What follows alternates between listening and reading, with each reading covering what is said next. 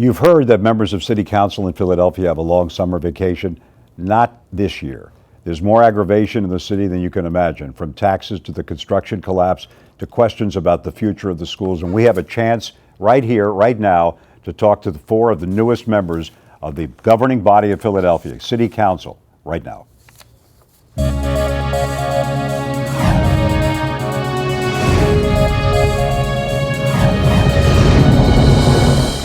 Now, the summer months are supposed to be kind of quiet, but not so in Philadelphia this year. We have with us four of the members of the class of 2011, I would say. They took office in 2012. Cindy Bass, Democratic member of Philadelphia City Council. Bobby Henon, Democrat, Philadelphia City Council. First termers. David O. fought a real rugged campaign and won in quite almost a recount by a few votes. Republican, Philadelphia City Council at large, and Mark Squilla, Democrat, Philadelphia City Council, representing the southern part of the city. And I have to ask all of you to start out. There was a lot of press last week, Councilman Henon, about the city being reluctant to offer people to testify about the building collapse. Where did that stand as of the end of the week? Well, it continued with the same position. You know, we had a hearing, another special hearing, which is ongoing throughout the summer, dealing with the demo and construction here in Philadelphia.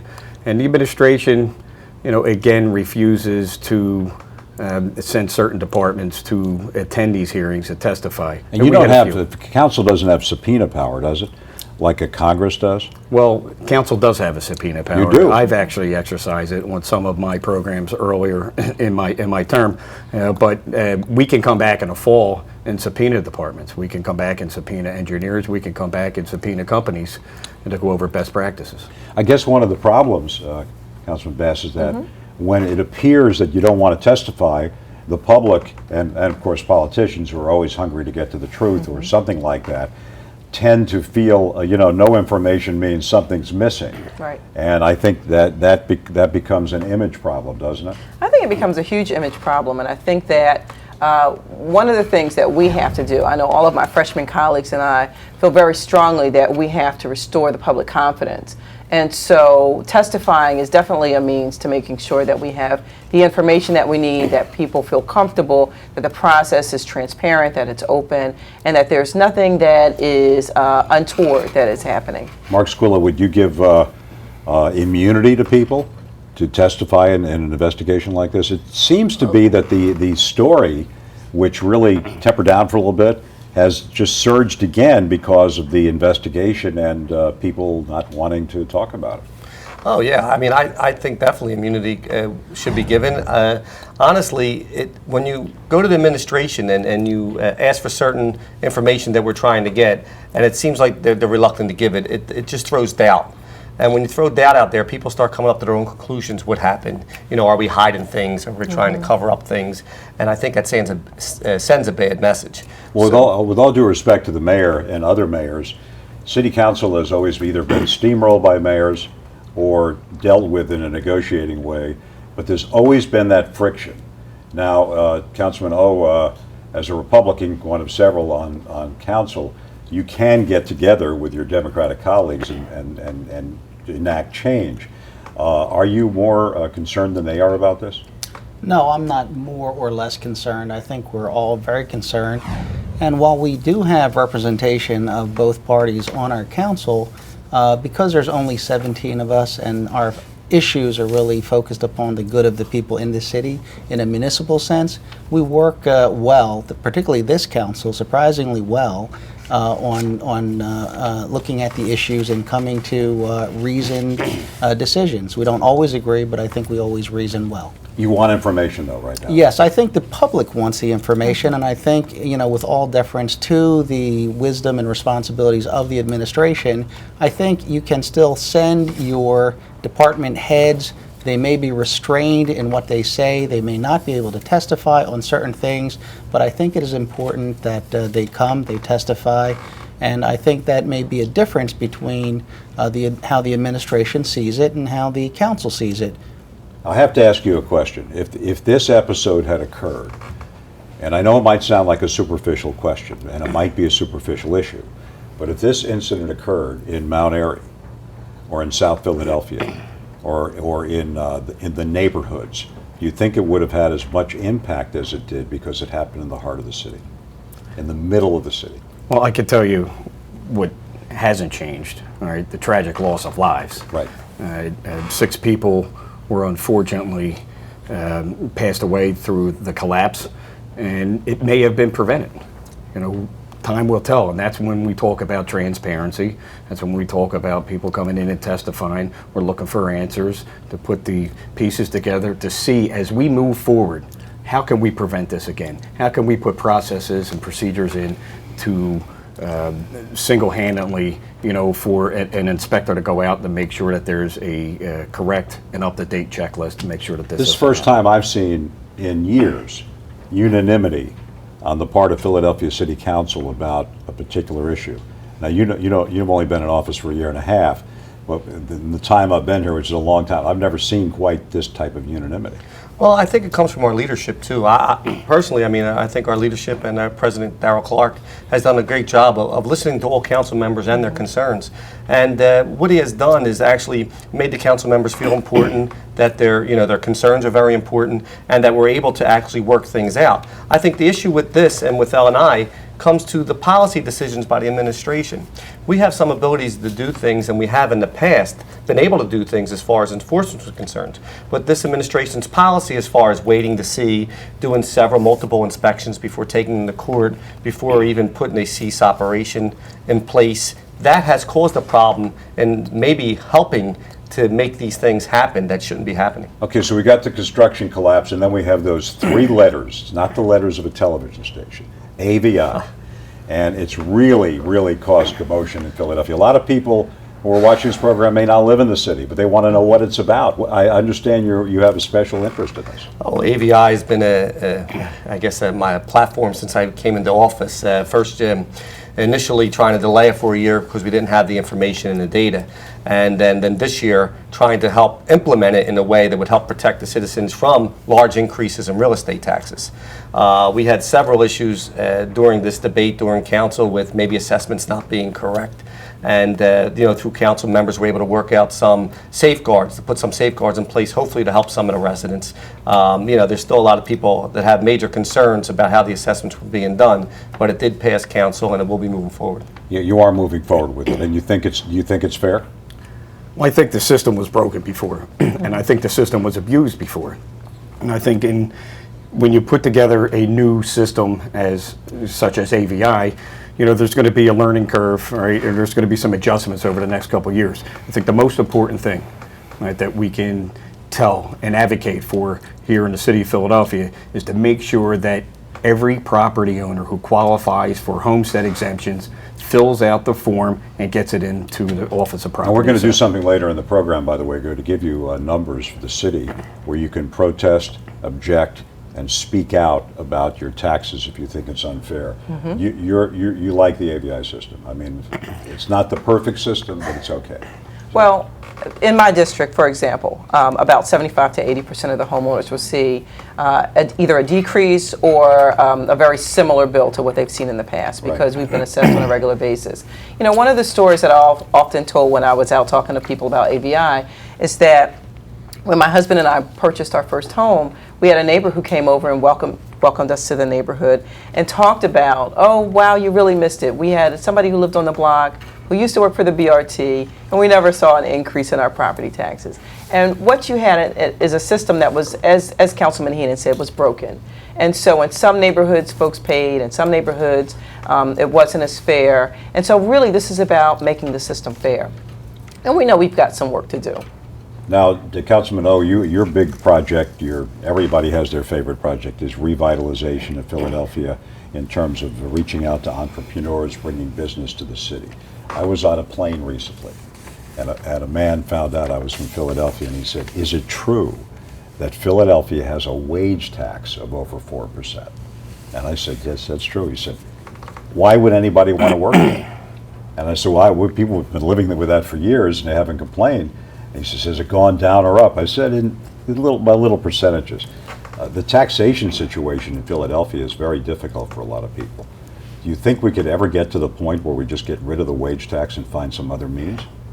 Well, I would hope that we can, and putting that within context, I think the key thing for us is to look at our total package here in Philadelphia and make sure that it is as competitive as it possibly can be, because still those taxes pay for the services, and we have to ensure that we're providing good services, and that also is one of the things that attracts new businesses, new investors, and new employers to our city. It also takes people out to the suburbs, which are, technically still part of the area. Yes. But that's a problem sometimes. Well, it's a big challenge for us because although we certainly appreciate regionalism and how important it is that we market this entire section of the region, nonetheless we are Philadelphia council people, and therefore maximizing the opportunities to provide better services and a better quality of life in our city is a key thing that we focus on. In addition to faulty construction and a lack of quality craftsmanship, as a union member, you've always been very strong about keeping the town union, but you also have a tremendous passion against tax delinquents. That's your project. What's the city doing about that? Absolutely. Let me first by saying I believe that people should be trained, all right, to do construction work in the city of Philadelphia to keep not only themselves but the residents of Philadelphia and the general public safe. Tax delinquents in my district alone, I have over $11 million of tax delinquencies in property tax. Northeast Philadelphia. In Northeast Philadelphia. I'm proud to sit here today with my colleagues, the 5 new freshmen who came in 2011. We had 2 days of tax delinquency hearings. Coincidentally, after the announcement of our tax delinquency hearings, we have a new revenue commissioner, which I'm looking forward to, getting a lot of things done and moving forward, collecting our taxes. 2, they, hired a Tom Knudsen, all right, who had a good record with the gas company, to come over to be our tax czar, all right, working on and overseeing our tax delinquency. It's a major problem, especially as we move to AVI. People in this city have the right to know what we're doing with our tax delinquency collections, and they want to know, all right, how can we make them better and more effective this before you raise our taxes? Mark Squilla, you come from a district that is famous for its political infighting, but it's also changing. There's not just gentrification happening in the South Philadelphia area, but there's a changing population, not just ethnically, but by age. A lot of young people have moved into South Philadelphia. How are you addressing their needs? Well, we had said that even during my campaign, where we noticed that, a lot of times you had talked about, problems with race or problems with ethnicity of the people in the district.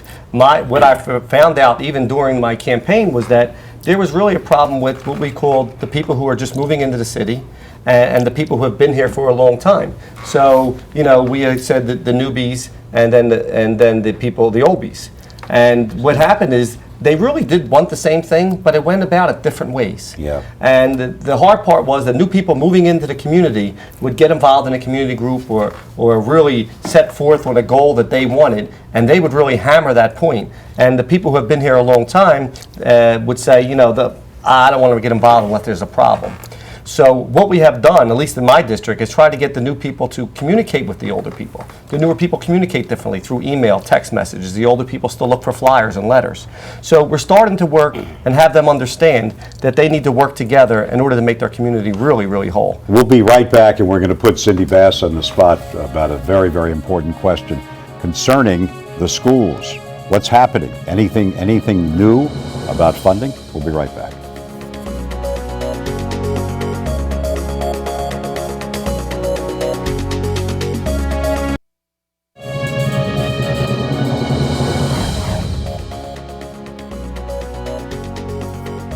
Some people call it a save, others a total disgrace. The governor's last-minute money for the school district of Philadelphia, the patchwork, the civic leaders who helped put it together, who are really working behind the scenes very hard.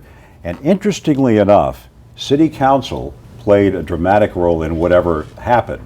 But it's not very gratifying when you know that the Philadelphia School District, Cindy Bass, is going to be going through this for years and years until somebody comes up with a permanent solution. It's sad, isn't it? It's very sad. It's a very difficult situation that we're in, and we really do need to come up with a permanent solution. And I do want to really point out from the start that this is the responsibility of our lawmakers in Harrisburg. This is the responsibility of our state government. And so we really need to make sure that they come to the table and really fight for Philadelphia schools. We've gotten into the situation where we have a $310 million hole where the district overspent, and we were asked to commit $60 million.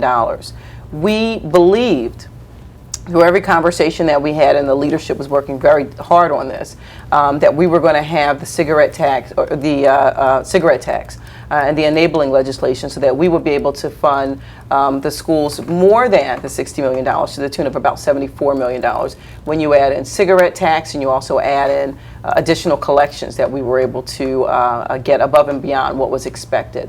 And so we thought that we would really have we had put together what we needed from the city, that the state would do its part, and also that the unions are still working on their concessions piece. Much to our chagrin, Harrisburg did not really come up with the money. And again, this is their responsibility. And so they put together a funding package, which was really sort of double counting some of the same money over and over again, which is not going to be acceptable, obviously. And also, there's another $45 million piece that we need to see happen on a regular basis. That was a forgiveness from the federal government. And we need for that to happen on a regular basis. We need that revenue. Nothing is more important than ensuring that we provide a quality education for all of our children here in Philadelphia. And we haven't put the funding plan together to do that just yet. You know, it's interesting. You have an interest in safety. You have an interest in good construction and jobs. The fact is, the bottom line to a place like Philadelphia or any community is that if the education is not right, it has no future. And I mean, you know, when you think about that, and I've been watching this for 47 years, and nobody seems to care. I mean, that's just the way it goes. I mean, you know, you have the civic leaders who are doing a wonderful job, the people are raising money, but how do you change the culture, the political culture in Harrisburg? Well, I think by keeping public awareness, by going up to Harrisburg. Our council president was in Harrisburg more times than I've ever seen a council member in past, and you may be able to attest to that with your experience, but, you know, if we keep it out in the open and have public awareness about making sure, you know, what are the real issues. You know, we created a manufacturing task force here in the city of Philadelphia. Manufacturing, during the height of our recession, over the last three and a half years, had 500 positions that they couldn't fill, all right, because people weren't qualified. We didn't have properly trained people to go into manufacturing. All right, it's not your dirty manufacturing. You need to have certain skill sets, and if we're going to have safe construction sites, we need to have a workforce, a pipeline of workforce that's educated to make sure that the public is out of harm. And I think we need to hold the owners and general contractors accountable. I don't want to hold David O. accountable for the entire Republican Party because he's certainly in a great minority. The Republican Party's been a minority for a long time in City Council. But do you have any influence in Harrisburg with the governor? I mean, can you call him up and say, get some real money for the city? Well, I have certainly tried to help the situation as a Republican, reaching out to various Republicans. I did go up to Harrisburg to meet with some of the leadership in the legislature, and that is where we have exchanged ideas. And I think part of it is a communication difference that there is in Philadelphia and in Harrisburg. Harrisburg, which ultimately will be the governor and the legislature, looking at the entire state and their issues, want to hear certain things coming out of our city. They want to hear that we are going to do responsibly with the money that they provide for us, that we're going to fund, but that we're going to fix the education problem here in the city. You know, Mark Squilla, in the old days, not too old, not too distant, politicians used to punish other politicians for not coming through. Why is it that in Pennsylvania, whether it's Democrat or Republican, I'm not going to take sides here, when somebody gives it to the city of Philadelphia, or even to the city of Pittsburgh, large cities, and doesn't come through for the needs of people who don't have, why is it that people get away with it year after year, and parties don't target other parties? And we have people targeting people all over America for different issues, okay, guns, abortion. Why don't we target legislators for re-election when they don't come through for the kids of Philadelphia? Well, I always think there was a sense there, especially within the state legislature, is that, you know, they sort of got a free pass with that. It always came to be like, this is a city issue. It's a city school issue. And even though we have our state officials and our state legislators that are elected here in the city of Philadelphia to represent us up in the Commonwealth, it just seemed like for some reason that pressure was never put on them. But I do think it was put on them at this time. And I do think, you know, our leadership in Harrisburg was trying to work out different angles and trying to come up with ways to work with council. The Democratic leadership. The Democratic leadership, yeah. I mean, we have a state rep here from Philadelphia, John Taylor, also is a Republican who's worked with us to do things in Harrisburg. And unfortunately, we don't have a lot of the influence that we have. I mean, Dominic Pileggi has spent more time working to change the electoral map, the electoral voting system, than thinking about Philadelphia. And he lives right in this area. Well, Dominic Pileggi is in a unique position right now. He's the leader of the Senate. He actually drives the agendas. He controls. And he's done a lot of good things, but I mean, issues. Philadelphia is part of the economy here. It is. He also has his own caucus politics. I'm sure that he's very mindful of. You know, the state legislature, unfortunately, as a whole, there's 203 state reps and our 50 senators, who have their own constituency, and they see Philadelphia as this drain to the state budget. You have $27 billion state budget, and the city of Philadelphia takes a chunk of it. All right, we are a city of the first class. We have 1.5 million people in the city of Philadelphia, but guess what? We make up 60% of the electorate on statewide politics, and we are the economic engine for the region. We should start being treated like that. By the way, the leader, Pileggi, has done some really great work, but how about the outstate Democrats who don't really care about Philadelphia? I mean, let's be fair here. Can we put pressure on them? I think we need to put pressure on everybody. It's all hands on deck. And so everybody has to understand really what's at stake here. Philadelphia, as we said, is the only Class A city here in the Commonwealth. We have to be treated in a way that is respectful for the things that we need to help be able to help the rest of the Commonwealth. We provide significant tax dollars and revenues. We provide, we have a region of eds and meds, and people come here from all different places, all around the world. And so we need to be treated with the respect that we deserve. We need all hands on deck to help us. And those legislators from Delaware, Chester, Montgomery, and Bucks County should have a stake, David, shouldn't they, in the future of Philadelphia? Because if Philadelphia goes south economically, that impacts directly on those suburban counties. Well, we I think, are very much aware of the fact that Philadelphia and its economy is essential to Pennsylvania as a state, being competitive not only in the U.S. but on a global basis. And one of the key things right now, I mean, there's a lot of things we can fix. You've talked about taxes. We can actually fix those. But schools, which is the major thing that is really hampering the growth of our state in terms of jobs and other things, not only in Philadelphia, across the state. But we are unable to fix the schools as a city council. And our school system in the state is made up of a lot of townships and municipalities. We need a state-wide effort and a city effort to reform our education system so we're delivering better education in an affordable manner. Right, I absolutely agree with the councilman when he talks about that. We are fortunate. We are fortunate to have a leader like Dominic Pileggi and some of our elected officials in the surrounding counties from the Republican Party, who, by the way, are I see harmony here. I see political harmony here. Who hold the majority, right? And one super majority and the other majority, for a long time. Right, but they are very sensitive to Philadelphia, and I know it's a tough balancing act for them. But we are lucky, if you take a look at the state as a whole, to have somebody from our region and our area to be in leadership positions. So there is bipartisanship. Absolutely. This is interesting. Union leader, Republican leader getting together. You like this? This is great. Yeah, this is good. A final quick question. We only got a few seconds here. You seem to be a more energized council. Is it a more energized council than recent councils? Absolutely. I've been around watching council for a long time. Right? This council has great energy, great ideas, and the leadership is willing to entertain everything. You like your council president. Everybody seems to like the council president. Absolutely. I mean, I think from working with Councilman Clark, President Clark, since the beginning, he made everybody feel like, you're a part of this council, what you think means something.